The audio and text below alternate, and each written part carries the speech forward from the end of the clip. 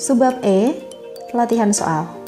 Soal nomor 1, fenomena perdagangan perempuan dan anak di ibu kota merupakan pertanyaan penelitian. Sebab, rumusan pertanyaan penelitian tersebut dapat dikategorikan dalam jenis penelitian kuantitatif. Oke, dari pernyataannya, fenomena perdagangan perempuan dan anak di ibu kota. Kita garis bawahi dulu. Di ibu kota. Apakah ini merupakan pertanyaan penelitian? Ya, jawabannya benar. Pertanyaan penelitian atau rumusan masalah di sini merupakan permasalahan yang akan dijawab di penelitian. Masalah yang akan diselesaikan di dalam penelitian. Masalah yang akan dijawab dalam penelitian. Bukan berarti bentuknya bukan kalimat tanya terus bukan pertanyaan penelitian ya. Tetapi memang ini adalah hal yang dipermasalahkan di dalam penelitian. Akan dijawab melalui penelitian. Fenomena perdagangan perempuan dan anak di ibu kota itu masalah yang akan diselesaikan. Seperti itu. Alasannya, rumusan pertanyaan penelitian tersebut dapat dikategorikan dalam jenis penelitian kuantitatif. Apakah merupakan bentuk penelitian kuantitatif yang ini tadi? Benar atau salah? Ini salah. Jadi pernyataannya benar, tetapi alasannya salah. Ini bukan merupakan jenis penelitian kuantitatif, tetapi lebih tepat sebagai penelitian kualitatif. Karena data-datanya nanti berupa narasi, deskripsi, kata-kata. Penelitian tentang fenomena perdagangan perempuan dan anak di ibu kota itu tidak menggunakan data-data angka, jadi bukan mencari perbandingan lebih banyak perempuan atau anaknya atau seperti apa, tetapi secara keseluruhan. Mungkin nanti akan ada data-data angka yang mendukung permasalahan ini, misalnya jumlah kasus perdagangan perempuan dan anak. Tiap tahun misalnya ada perubahan, peningkatan atau penurunan, seperti itu saja. Tetapi data-data itu sekedar menjadi data pelengkap seperti itu. Teman-teman harus ingat bahwa penelitian kuantitatif ini untuk kita ketahui dari sekedar judulnya saja, nanti akan ada kata kunci, misalnya pengaruh variabel 1 terhadap bla bla bla variabel 2. Ini merupakan penelitian kuantitatif atau dampak bla bla bla variabel 1 terhadap bla bla bla seperti ini. Ini juga merupakan penelitian kuantitatif. Sedangkan dalam kasus di atas ini merupakan penelitian yang kualitatif. Pernyataannya benar, alasannya salah. Pilihan jawabannya adalah C.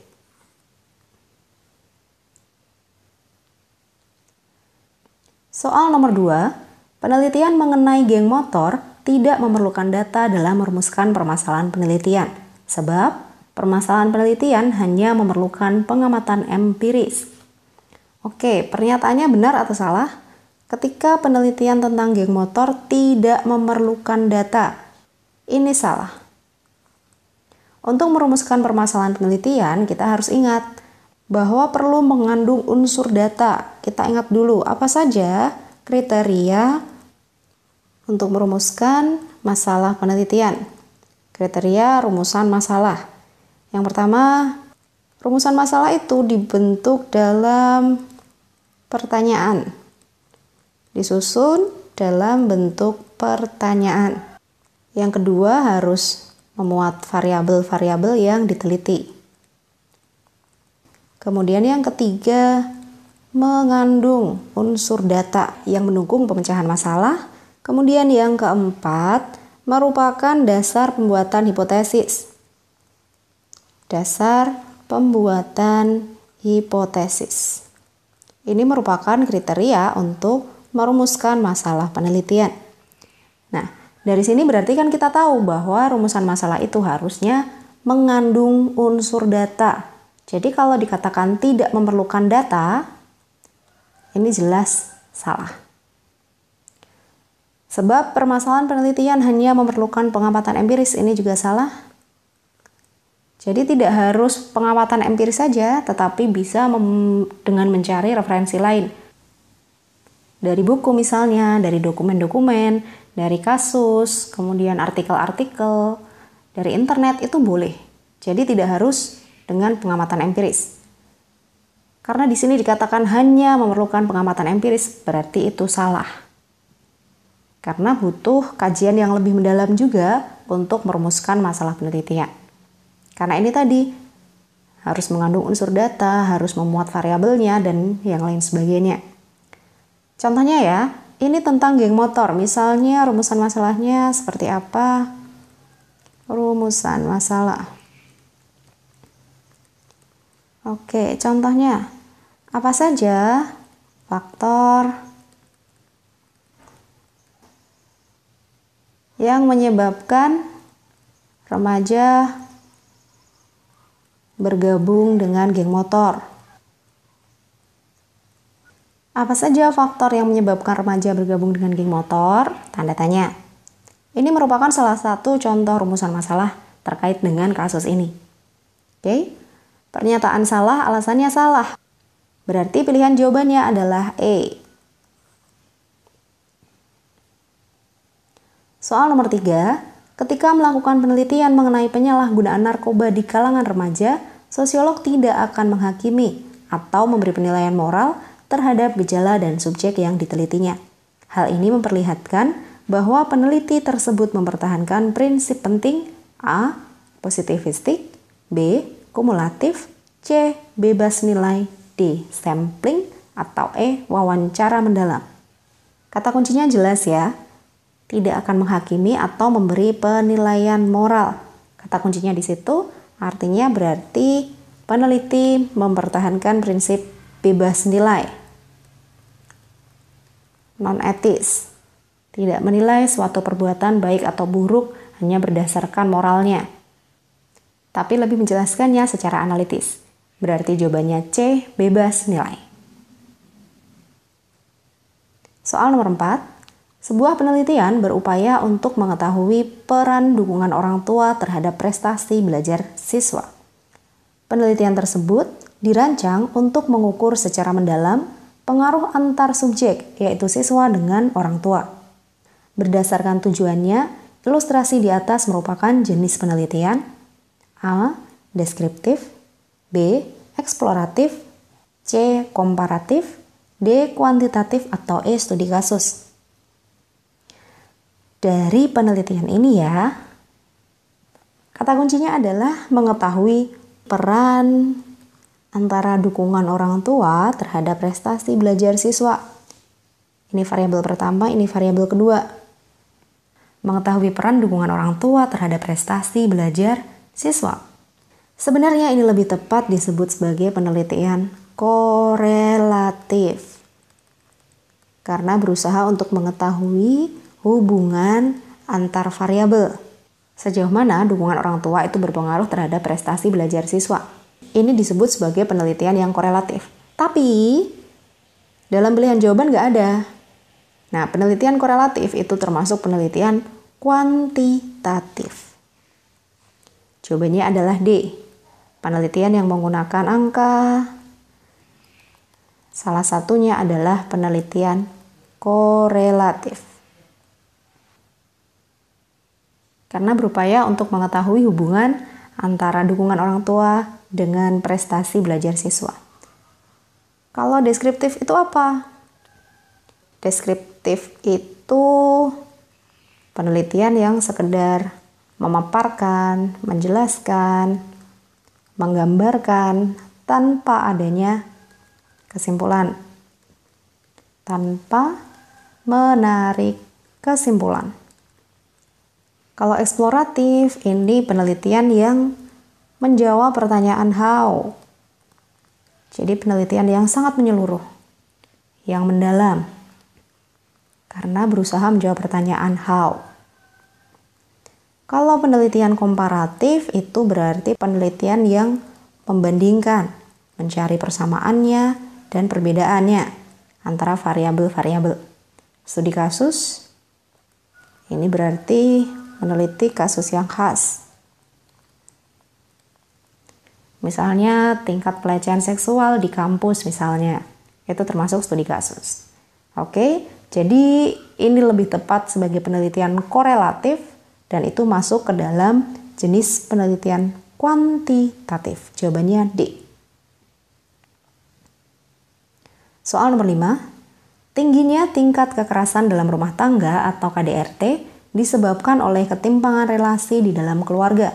Tipe penelitian yang sesuai untuk menjawab permasalahan penelitian di atas adalah eksploratif. Sebab permasalahan penelitian tersebut bertujuan untuk menggali lebih dalam tentang sebab-sebab terjadinya kekerasan dalam rumah tangga. Pernyataan ini benar.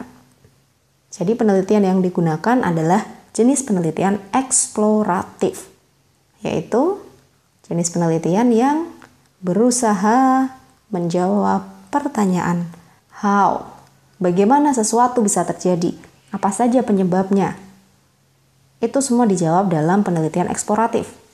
Penelitian ini bersifat mendalam, itu merupakan penelitian yang eksploratif. Jadi untuk mengkaji tentang KDRT, memang lebih tepat menggunakan penelitian eksploratif. Alasannya, permasalahan penelitian tersebut bertujuan untuk menggali lebih dalam tentang sebab-sebab terjadinya kekerasan dalam rumah tangga. Ini benar. Pernyataan benar, alasannya juga benar. Ada hubungan sebab akibat gak? Ada. Jawabannya adalah A. Jadi penelitian eksploratif di sini bertujuan untuk menggali lebih dalam tentang sebab-sebab terjadinya KDRT.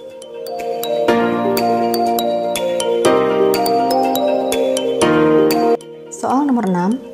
Ketika seorang peneliti ingin mengetahui makna terdalam dari kehidupan sosial seseorang atau sekelompok orang, ia dapat menggunakan metode penelitian kuantitatif. Sebab, metode penelitian kuantitatif mampu menyajikan sejumlah informasi sebagai hasil pengamatan tidak terstruktur.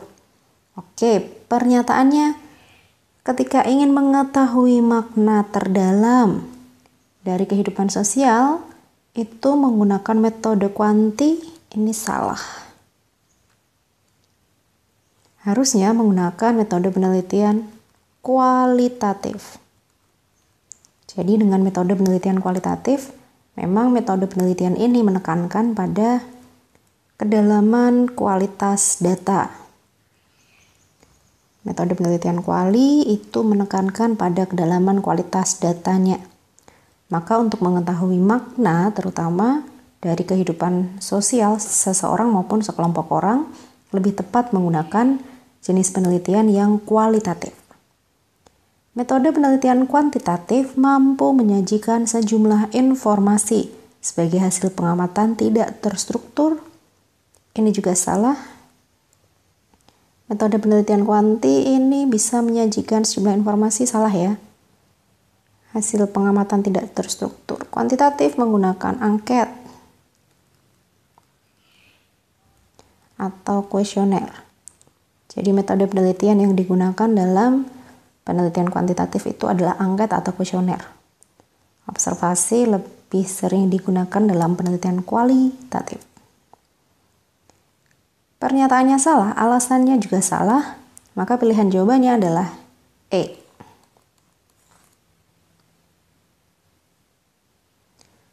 Soal nomor 7, sebuah judul penelitian, perbandingan tingkat pelanggaran tata tertib di sekolah antara siswa pria dengan siswa wanita. Dari judul tersebut, metode pembahasan yang digunakan dalam penelitian adalah A. Kompromi, B. Deskripsi, C. Korelasi, D. Survei, E. Kasus. Oke, di sini ada sebuah judul. Perbandingan tingkat pelanggaran tata tertib di sekolah antara siswa pria dengan siswa wanita. Sebenarnya ketika judulnya perbandingan, jelas ini adalah penelitian komparatif. Karena membandingkan antara pelanggaran yang dilakukan oleh siswa laki-laki dengan siswa perempuan. Itu komparasi untuk mengetahui perbandingannya. Tetapi kan di pilihan jawaban tidak ada. Tidak ada pilihan jawaban penelitian komparatif. Lalu apa yang paling tepat? Dari kelima pilihan jawaban ini, karena yang dipermasalahkan adalah tingkat pelanggaran tata tertib, maka bisa juga digunakan penelitian studi kasus. Studi kasus untuk mengungkapkan suatu kasus yang khas. Ini berarti jawabannya adalah yang E, kasus. Soal nomor 8, penelitian kualitatif tidak mutlak memiliki hipotesis dalam rancangan penelitiannya. Sebab hipotesis diperlukan dalam penelitian kuantitatif. Oke, pernyataannya dulu. Penelitian kuali itu tidak mutlak memiliki hipotesis. Benar atau salah?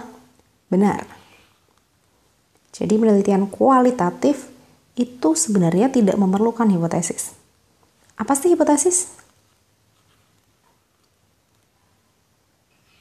Hipotesis merupakan jawaban sementara. Jawaban sementara, dugaan sementara, kesimpulan sementara atas masalah penelitian. Nah, yang nantinya akan dibuktikan melalui penelitian. Yang nantinya harus dibuktikan kebenarannya melalui penelitian. Ini yang disebut sebagai hipotesis. Nah, hipotesis kemudian diperlukan dalam penelitian kuantitatif. Ini benar. Jadi dalam penelitian kuantitatif itu wajib ada hipotesis. Pernyataannya benar, alasannya juga benar. Apakah ada hubungan sebab akibat? Yes, jawabannya A. Soal nomor 9, tingkat pendidikan merupakan contoh dari suatu variabel. Sebab variabel adalah konsep yang memiliki 2 atau lebih nilai. Pernyataan ini benar. Tingkat pendidikan merupakan contoh dari suatu variabel. Apa itu variabel? Variabel adalah objek penelitian yang memiliki tingkatan nilai, memiliki variasi nilai. Nah, berarti alasannya juga benar. Variabel adalah konsep yang memiliki 2 atau lebih nilai. Ini juga benar. Itu disebut sebagai variabel. Misalnya, pengaruh pola asuh orang tua terhadap tingkat kenakalan remaja. Pengaruh pola asuh orang tua terhadap tingkat kenakalan remaja. Pola asuh orang tua itu variabel, tingkat kenakalan remaja juga variabel. Ini yang namanya variabel bebas. Artinya variabel yang mempengaruhi variabel lain. Kalau ini adalah variabel terikat. Artinya variabel yang dipengaruhi oleh variabel lain. Nah, pernyataannya benar, kemudian alasannya juga benar. Apakah ada hubungan sebab akibat? Tingkat pendidikan merupakan contoh suatu variabel. Sebab variabel adalah konsep yang memiliki yes. Pilihan jawabannya adalah A. Soal nomor 10. Seorang mahasiswa melakukan penelitian di suatu sekolah dengan sampel dari kelas 10 sebanyak 25 siswa, kelas 11 sebanyak 25 siswa, dan kelas 12 sebanyak 50 siswa. Karena jumlah siswa kelas 12 2 kali lebih banyak dari siswa kelas 10 dan 11. Sampel yang digunakan dalam penelitian tersebut adalah A. Cluster sampling, B. Area sampling, C. Stratified sampling, D. Proportional sampling, atau E. Random sampling. Kita cari kata kuncinya. Oh, ternyata ini populasi yang terdiri dari tingkatan. Populasi ini punya karakteristik bertingkat, ada kelas 10, kelas 11, dan kelas 12. Tapi ada kata kunci lain, jumlah siswa kelas 12 2 kali lebih banyak. Oleh sebab itu, siswa kelas 12 diambilnya paling banyak, yaitu 50 orang, dibandingkan kelas 10 dan kelas 11.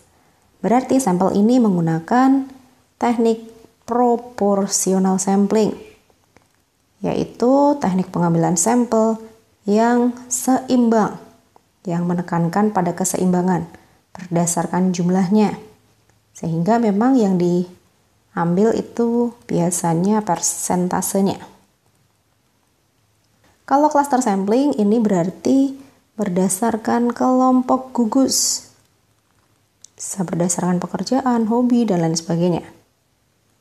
Area sampling itu kelompok wilayah. Suatu penelitian dilakukan dengan mengambil setiap kecamatan harus terwakili, misalnya. Ada kata-kata kunci kewilayahan. Stratified itu bertingkat. Jadi populasi yang memiliki karakteristik bertingkat seperti ini sebenarnya termasuk stratified. Kalau saja tidak ada keterangan yang ini. Kalau random itu berarti acak. Artinya siapapun bisa menjadi sampel. Karena biasanya populasi ini sifatnya homogen. Artinya semua anggota populasi dianggap memiliki kekayaan informasi yang hampir sama. Maka siapapun yang jadi sampel akan sama aja. Berarti jawabannya D, proportional sampling.